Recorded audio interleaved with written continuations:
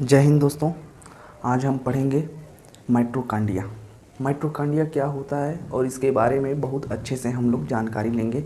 और ये होता क्या है, इसका कार्य क्या है, अगर ये हमारी बॉडी में न रहे तो क्या होगा, ये हमारी बॉडी के किस पार्ट के अंदर पाया जाता है, ये सारी चीज़ें हम लोग पढ़ेंगे। बट पढ़ने से पहले हम आपको बताना चाहते हैं कि इससे पहले एक वीडियो हमने और अपलोड किया था जो सेल का था। वो सेल के मतलब उस सेल के बाद वाली ये वीडियो है, जिसके बाद के ये सारी चीज़ें हम लोग पढ़ेंगे। जो सेल हम पिछले वाली वीडियो में हमने सेल के बारे में समझाया। उस सेल के बारे में समझने के लिए आपको उस वीडियो को देखना पड़ेगा। उस वीडियो को देख के आप इस वीडियो को देखिएगा और अच्छे से समझ में आएगा। ठीक है, चलिए स्टार्ट करते हैं। तब सबसे पहले हम लोग देखते हैं कि माइटोकॉन्ड्रिया क्या है। ठीक है, तो माइटोकॉन्ड्रिया हमारे सेल के अंदर, माइटोकॉन्ड्रिया जो होती है हमारे सेल के अंदर पाए जाने वाला एक सेल का अंग है। समझ में आ गया? माइटोकॉन्ड्रिया हमारे सेल के अंदर पाए जाने वाला सेल का एक अंग है जो एनर्जी को प्रोड्यूस करता है। क्यों एनर्जी प्रोड्यूस करेगा?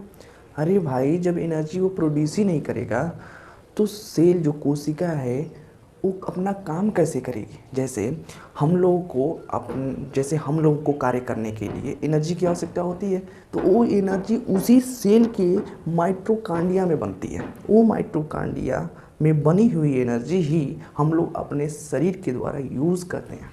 ठीक है, चलिए तो इसके बारे में आज हम लोग बढ़िया से समझेंगे कि माइटोकॉन्ड्रिया क्या होता है और ये मतलब इसके एनर्जी कैसे फॉर्मेशन करती है, एनर्जी कैसे बनाती है, इसका क्या है प्रोसेस, क्या है, कैसे है। ठीक है, तो चलिए देखते हैं। तो माइटोकॉन्ड्रिया जो था ना, जब माइटोकॉन्ड्रिया की खोज हुई तो अल्टमैन नामक, पहले तो मतलब जो माइटोकॉन्ड्रिया है उसको देखा था कॉलिकर नामक वैज्ञानिक ने।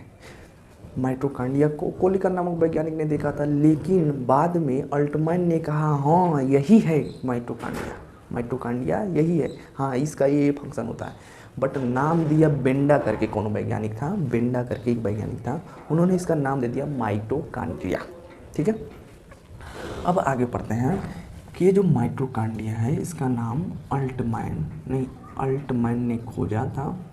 पहले सबसे पहले कौन देखा था? तो कॉलिकर, फिर अल्टमैन ने इसके बारे में अध्ययन किया, फिर जो बेंडा नामक वैज्ञानिक था वो इसके बारे में मतलब इसका नामकरण कर दिया। जैसे आपका नाम है तो आपके माँ बाप ने नामकरण किया, वैसे ही इसका नामकरण बेंडा नामक एक वैज्ञानिक ने कर दिया। उस उतना बारे में जानकारी नहीं चाहिए हम लोग को मेन उद्देश्य क्या है कि माइटोकॉन्ड्रिया के बारे में हम लोग जान जाए। तो माइटोकॉन्ड्रिया, तो चलिए ये देखिए माइटोकॉन्ड्रिया का फिगर है, ये पहले से ही बना हुआ है, तो हम लोग इसी पे पढ़ लेते हैं, क्या दिक्कत है। ये माइटोकॉन्ड्रिया का फिगर है, इसी पे हम लोग पढ़ लेते हैं। ठीक है, तो माइटोकॉन्ड्रिया को अगर वैसे देखोगे, जैसे माइटोकॉन्ड्रिया कहाँ पाया जाता है, तो हमने इसके पहले सेल पढ़ाया था, पता है कि नहीं? हमने ये भी बताया था कि सेल सबसे छोटा पार्ट नहीं होता, बताया था कि नहीं? हमने ये भी आपको बताया था कि सेल सबसे छोटा पार्ट नहीं होता। समझ आया? सेल सबसे छोटा पार्ट नहीं होता, सेल से भी छोटे छोटे पार्ट होते हैं। वो कौन होते हैं? अब देखो, जैसे हमने एक कोशिका बनाया, क्या बनाया हमने? एक कोशिका बनाया। ठीक है, ये ह्यूमन कोशिका है जो सिंगल लेयर का होता है, सिंगल मेम्ब्रेन का होता है। ठीक है, प्लांट्स में भी ये माइटोकॉन्ड्रिया प्लांट्स में भी पाया जाता है। अब कोई पूछेगा कि माइटोकॉन्ड्रिया कहाँ नहीं पाया जाता है, तो माइटोकॉन्ड्रिया जीवाणु, जिन्हें हम लोग बैक्टीरिया बोलते हैं, और नील हरित शैवाल में नहीं पाया जाता है। ठीक है, जो माइटोकॉन्ड्रिया है वो बैक्टीरिया अर्थात जीवाणु और नील हरित शैवाल अर्थात एल्गी में नहीं पाया जाता। ठीक है, नीले एल्गी में नहीं पाया जाता, एल्गी में पाया जाता है बट नीले एल्गी में नहीं पाया जाता है। समझ में आया? अब देखो, इसमें एक केंद्रिका होगी, सेल के अंदर एक केंद्रिका होती है। तो हम केंद्रिका के बारे में अभी नहीं पढ़ रहे हैं, केंद्रिका के अलग अलग प्रकार के अलग अलग टॉपिक पे अलग अलग वीडियो आएंगे, उसके बारे में हम अध्ययन कर लेंगे, इसकी कोई बात नहीं है। लेकिन हम लोग पहले अध्ययन करेंगे किसके बारे में? माइटोकॉन्ड्रिया के बारे में। ठीक है, तो माइटोकॉन्ड्रिया को अगर साइड से देखोगे ना तो ऐसे ही अंडाकार जैसे दिखेगा। माइटोकॉन्ड्रिया को अगर साइड से देख रहे हो तो ऐसे ही अंडाकार जैसे दिखेगा। ठीक है, और इसमें कुछ है ही नहीं, ऐसे अंडाकार जैसे दिखेगा। लेकिन जब इसको काट के देखोगे, ठीक है, जैसे उसके ऊपर से अंडा है, अंडा उसके बीच से काटती है, अब देखोगे तो उसमें सारी चीज़ें दिख जाएगी। उसको बोलते हैं क्रॉस सेक्शनल व्यू। तो हमने इसी को काट दिया है, देखो आधा पर से काट दिया है हमने, इसको आधे पर से काट दिया है, ठीक है।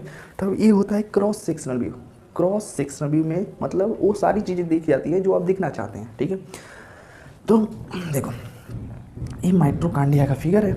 अब इसमें देखो क्या है, इधर देखो माइटोकांड्रिया। तो माइटोकांड्रिया जो होती है ये डबल मेम्ब्रेन होती है, मतलब इसमें 2 झिल्ली रहता है, ठीक है। उसके अंदर ही सारे प्रोसेस किए जाते हैं, बट इसके अंदर 2 झिल्ली होती है, जैसे डबल मेम्ब्रेन जैसे प्लांट में होता है। तो सेल के चारों ओर सेल में 2 टाइप के मेम्ब्रेन लगे होते हैं, ठीक है। पहला होता है सेलोजिक मेम्ब्रेन होता है, दूसरा वो झिल्ली वाली जो मेम्ब्रेन होती है, पतली झिल्ली वाली जो हम लोगों के शरीर में भी होती है, तो डबल मेम्ब्रेन होती है, ठीक है। तो वैसे ही माइटोकांड्रिया में भी डबल मेम्ब्रेन होती है, ठीक है। आइए डबल मेम्ब्रेन के बारे में जानते हैं हम लोग। जो ऊपर से एक मेम्ब्रेन है, ठीक है, जो ऊपर का एक मेम्ब्रेन है उसको हम लोग बोलते हैं पोरस। अब सबसे बड़ी चीज़ है कि जो ऊपर ऊपर छोटे छोटे छिद्र दिखाई देते हैं, होल दिखाई देते हैं, इसको ऐसे थोड़ी देख लेंगे आप लोग कि आँख से देख लिए छोटे छोटे होल दिखाई देती है, ऐसे नहीं होगा। हम उसको सूक्ष्मदर्शी क्या माइक्रोदर्शी, जिससे इलेक्ट्रॉनदर्शी जो होते हैं, इलेक्ट्रॉन को जिसके द्वारा जिससे इलेक्ट्रॉन को देखा जाता है, उससे हम लोग देखेंगे तो ये दिखेगा छोटे छोटे होल। तो उनसे हम जब देखेंगे ना तो ये छोटे छोटे होल यहाँ पे दिखेंगे, इसके सतह पे क्या होंगे, छोटे छोटे होल दिखेंगे। इन छोटे छोटे होल को हम लोग बोलते हैं पोर। हम लोग क्या बोलते हैं, पोर। इन छोटे छोटे होल को हम लोग बोलते हैं पोर। अब ये पोर जिस सतह पे रहता है, ये पोर है वो जिस सतह पे रहता है, माइटोकांड्रिया की जिस सतह पे रहता है उसको बोलते हैं पोरस। क्या बोलते हैं, पोरस, ठीक है। इसके सतह पे है तो उसको बोल दिए पोरस, ठीक है। अब देखो इसके अंदर क्या है ना कि इसमें फोल्डेड एक मेम्ब्रेन है, जैसे एक क्या है ऐसे ऐसे ऐसे ऐसे ऐसे ऐसे करके एक फोल्डेड मेम्ब्रेन है, देखो। अब उसके बाद हमने इन्हें ऐसे कर दिया है तो ये क्या बन गया, माइटोकांड्रिया। हमने क्या बना दिया इसे, माइटोकांड्रिया, ठीक है, बन गया माइटोकांड्रिया। तो अब क्या है, ये फोल्डेड मेम्ब्रेन है, क्या है, फोल्डेड मेम्ब्रेन है। तो फोल्डेड मेम्ब्रेन होने से इसको क्या फ़ायदा हो जाता है, फोल्डेड मेम्ब्रेन होने से इस मतलब देखिए जो ऊपरी का सतह है, ठीक है, जो माइटोकांड्रिया का ऊपरी सतह है और इसके अंदर की सतह, तो जब हम किसी चीज़ को फोल्ड कर देते हैं, जैसे एक पेज है, इतना बड़ा पेज है, ठीक है, तो जब उसको सीधे रखोगे तो उतना जगह उतना स्पेस घेर लेगा। लेकिन जब हम उसको फोल्ड करके इतने छोटे में भी मैं उस पेज को रख सकता हूँ, ठीक है। तो बताओ इतने जगह में ये फोल्डेड है जबकि इसका सतह भी इतना ही है। तो जब फोल्ड करके किसी चीज़ को उतने ही सतह में रख रहे हो और पहले से जब उसकी ऊपरी सतह उसके ही बराबर है, ऊपरी सतह जो फोल्डेड नहीं है उतने ही बराबर है जो फोल्डेड है उसके बराबर, तो इसका मतलब जो फोल्डेड लेयर है वो जब आप उसको सीधा करेंगे तो वो ज़्यादा बड़ा हो जाएगा अपेक्षाकृत छोटे वाले के जो प्लेन है उससे ज़्यादा बड़ा हो जाएगा। तो ज़्यादा बड़ा होने से यहाँ पे यह फ़ायदा हो जाती है कि इसके अंदर ना इसके अंदर जो माइटोकांड्रिया है, जो लेयर फोल्डेड हो जाती है, इन्हें हम लोग बोलते हैं क्रिस्टी। तो क्रिस्टी क्या होती है, फोल्डेड होती है ऐसे ऐसे, ठीक है। क्रिस्टी क्या होती है, फोल्डेड। इस वाले भाग को जो फोल्डेड है ना इसको बोलते हैं क्रिस्टी, ठीक है। इसको बोलते क्या है, क्रिस्टी। इसको बोलते हैं पोरस, इसको बोलते हैं पोरस, इसको बोलते हैं क्रिस्टी, ठीक है। इस वाली सतह को बोलते हैं क्रिस्टी। इतनी बात समझ में आ गई।